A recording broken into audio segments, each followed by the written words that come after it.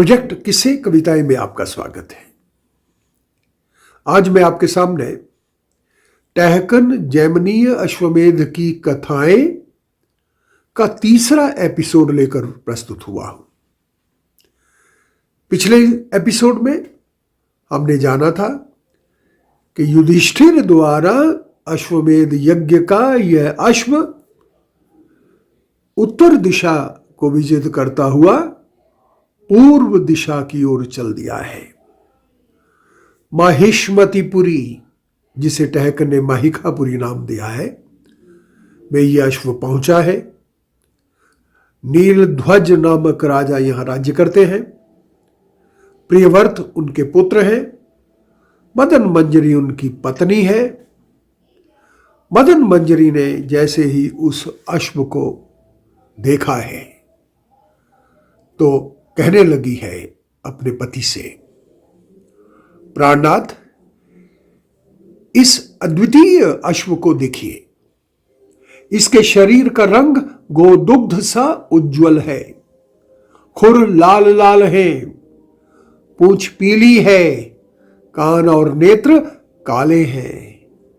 यह अवश्य ही किसी वीर पुरुष द्वारा छोड़ा गया अश्व है। इसके मस्तक पर ताम्रपत्र भी बंधा है। ताम्रपत्र पढ़ने के उपरांत प्रियव्रत ने जान लिया है कि युधिष्ठिर द्वारा छोड़ा गया यह अश्व है। अर्जुन इसके साथ सेना नायक के रूप में है। युद्ध क्षेत्र में दोनों की सेनाएं आमने सामने खड़ी हैं। अर्जुन ने गांडीव धनुष धारण कर लिया है। तभी कर्णपुत्र वृषकेतु उनसे प्रार्थना करते हैं कि उन्हें पहले युद्ध करने की आज्ञा दी जाए। वृषकेतु और प्रियव्रत में भयानक युद्ध होता है। एक दूसरे पर प्रहार होते हैं, एक दूसरे को मूर्छित भी करते हैं। अंततः वृषकेतु मूर्छित पड़ा है। तभी अनुशाल्व अपना जो है धनुष धारण कर लिए है और भगवान श्री कृष्ण का स्मरण करते हुए उन्होंने बाण छोड़ दिए हैं प्रियव्रत की ओर, जिनके लगने से वह पुनः मूर्छित हो गए हैं। जैसे ही नीलध्वज को इस सारी कथा का पता चलता है, अपने जमाता अग्निदेव को साथ लेकर के वे युद्ध क्षेत्र में आ जाते हैं। भयानक युद्ध शुरू होता है। अर्जुन के बीच में भी अनुशाल, वृषकेतु आदि जितने भी योद्धा आए हैं, सबके साथ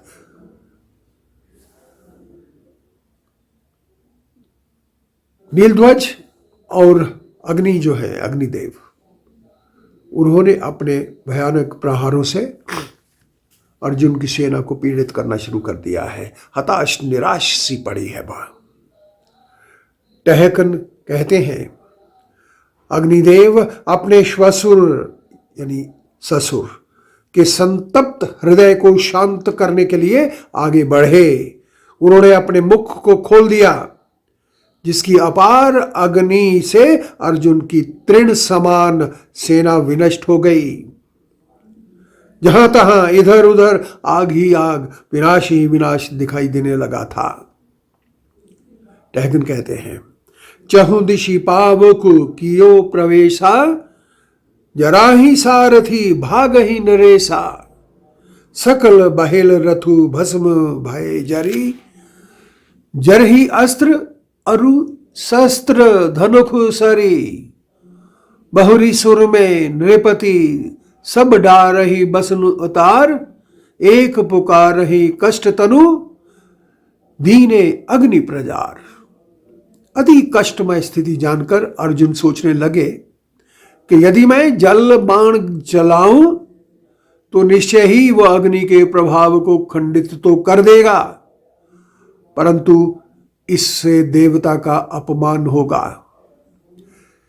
इस दुविधा से उभरने के लिए अर्जुन शस्त्र त्याग कर अग्निदेव के सामने आकर कहने लगे, हे देव, आपको संतुष्ट करने के लिए ही तो युधिष्ठिर ने इस अश्वमेध यज्ञ का आयोजन किया है। वहां तीनों लोगों के देवता व ऋषि मुनि आए हैं। इस यज्ञ को स्वयं श्री कृष्ण ही रचा रहे हैं। यदि अश्व छिन गया तो इसका अर्थ है कि कृष्ण के कार्य में बाधा पहुंचेगी, यानी आपका कार्य संपूर्ण नहीं होगा। वैसे भी जब यह अश्व सभी दिशाओं के अर्जित यश के बाद हस्तिनापुर पहुंचेगा तो इसे आपको ही तो समर्पित किया जाएगा। यदि आपके मन में इसका भोग अभी लगाना है तो आपकी इच्छा है। वैसे भी आपका मुख और श्री भगवान के मुख में क्या अंतर है? अतः आप जैसा चाहते हैं मुझे बता दीजिए, ताकि मैं वैसे ही भगवान कृष्ण को बता दूं। अर्जुन के इन वचनों को सुनकर अग्निदेव प्रसन्न हो गए और कहने लगे, अर्जुन, मैंने तुम्हें पहचाना न था। युधिष्ठिर और कृष्ण में तो कोई अंतर नहीं। वास्तव में यह यज्ञ कृष्ण ही तो कर रहे हैं और यह तो धर्म यज्ञ है। जन्मेजय ने जैमिनी से प्रश्न किया। ये पूरी की पूरी कहानी महर्षि जैमिनी से जन्मेजय जो है वो पूछ रहे हैं। हे महर्षि, राजा नीलध्वज ने अग्निदेव को जमाता के रूप में किस प्रकार वर्ण किया था? उन्होंने किस पुत्री को भेंट किया था अग्निदेव को? कृपया मुझे बताइए, मेरी जिज्ञासा शांत कीजिए। जैमिनी ऋषि कहने लगे, राजन, नीलध्वज की एक पत्नी का नाम ज्वाला था। उसने एक परम सुंदरी, सुशीला तथा धर्मपरायणा स्वाहा नामक कन्या को जन्म दिया। स्वाहा पिता के घर बड़ी होने लगी। अत्यंत रूपवती होने के कारण उसकी चर्चा त्रैलोक में भी थी। पिता इस चिंता में रहने लगे कि उसे किस योग्य वर के हाथ में सौंप दिया जाए। उन्होंने बेटी से पूछा भी, इस संसार में हजारों राजा तथा राजकुमार हैं, तुम्हें उनमें से किसे अपना पति बनाना अच्छा लगता है?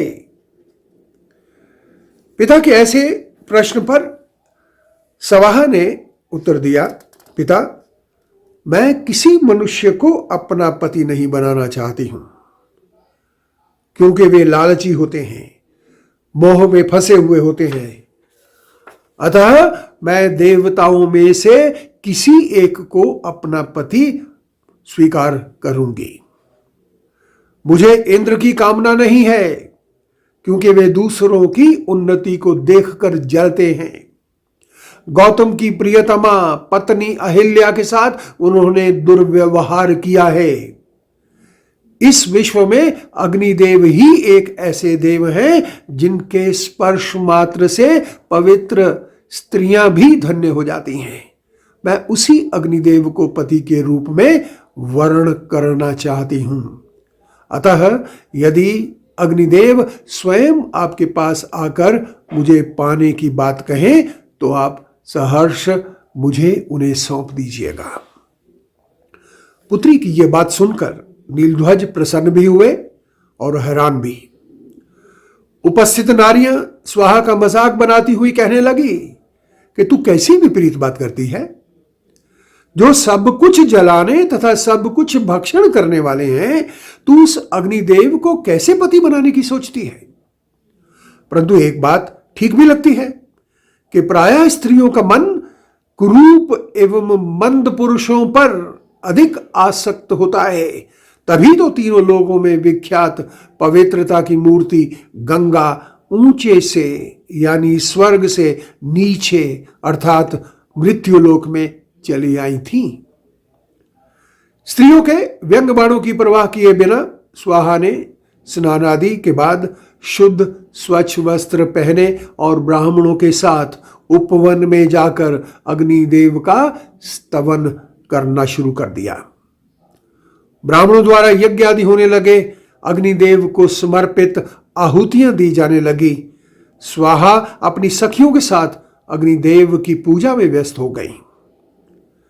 बहुत समय बीत जाने के बाद नारद ने अग्निदेव को यह सूचना दी कि स्वाहा उसका वरण करना चाहती है तथा उन्हें प्रसन्न करने के लिए यज्ञ आदि में व्यस्त है। नारद से यह सब जान लेने के बाद अग्निदेव ब्राह्मण के वेश में राजा नीलध्वज के दरबार में उपस्थित हुए। ब्राह्मण ने नीलध्वज से कहा कि राजन, मैं आपकी कन्या से विवाह करने के लिए उत्सुक हूं। आपकी कन्या ने मेरा आह्वान किया है। राजा ने कहा, हे ब्राह्मण, मैं अपनी इस कन्या का विवाह आपके साथ नहीं कर सकता, क्योंकि मेरी बेटी की इच्छा है कि वह केवल अग्निदेव को ही अपना पति बनाएगी। यदि आप कहें तो मैं अपनी दूसरी कन्या का विवाह आपके साथ करने के लिए तैयार हूं। प्रत्युत्तर में अग्निदेव कहने लगे कि आप ब्राह्मण वेश में मुझे अग्नि ही समझिए। स्वाहा ने अपने व्रत से मुझे संतुष्ट कर लिया है। जैमिनी कहते हैं जनमेजय से कि राजन, ब्राह्मण वेश की बात सुनकर सभी लोग हैरान थे। तभी नीलध्वज ने प्रश्न किया, ब्राह्मण, यदि सत्य ही आप अग्निदेव हैं तो आप अपने असली रूप में सामने आइए, क्योंकि यह निश्चित है कि अग्निदेव के अतिरिक्त मैं अपनी बेटी स्वाहा को किसी दूसरे के हाथ में नहीं सौंप सकता। अग्निदेव को प्रपंची कहने वाले उपस्थित सभासद अग्निदेव के प्रकोप से कांपने लगे, जिन्हें शांत करने के लिए राजा नीलध्वज तत्काल अग्नि शमन पाठ करने लगे। स्वाहा की मौसी ने राजा से कहा कि यह ब्राह्मण इंद्रजाल से मोहित करने वाला लगता है। राजा ने कहा, हे शुभे, तुम्हें इन्हें महल में ले जाओ तथा यह जानकर मुझे बताओ कि ये अग्निदेव ही हैं अथवा कोई प्रपंची। क्रुद्ध अग्निदेव ने सुंदर शिल्प वाले उस महल को जलाना शुरू कर दिया तथा स्वाहा की मौसी के वस्त्र आदि भी जलने लगे। वहां भयंकर शोरगुल मच गया। लोग आतंकित हो गए। सभी इधर उधर भाग रहे थे। स्थिति को जानकर राजा नीलध्वज ने अग्निदेव को शांत हो जाने तथा स्वाहा से उनके विवाह के प्रस्ताव को स्वीकार कर लिया। एक शर्त रखी कि वे जमाता बनकर वहीं रहेंगे तथा शत्रुओं आदि से हमेशा रक्षा करेंगे। अग्निदेव ने यह प्रस्ताव स्वीकार कर लिया। तभी रसोइया दौड़ता हुआ राजा के पास आया और अपनी व्यथा कथा सुनाने लगा। राजन, अग्निदेव अकेले ही राज्य के सारी सामग्री चट कर जाएंगे और देश के लोगों के लिए कुछ भी अनशेष न रह पाएगा। ऐसा अवश्य हो सकता है कि आप जमादा बाबू से कहें कि वे विपत्ति के समय वे हमारी सहायता के लिए उपस्थित हो जाएं। इस प्रकार विधिवत विवाह संपन्न हो जाने के बाद अग्निदेव स्वाहा को लेकर अपने देश लौट गए। पुनः जनमेजय आगे की कथा सुनाते हैं।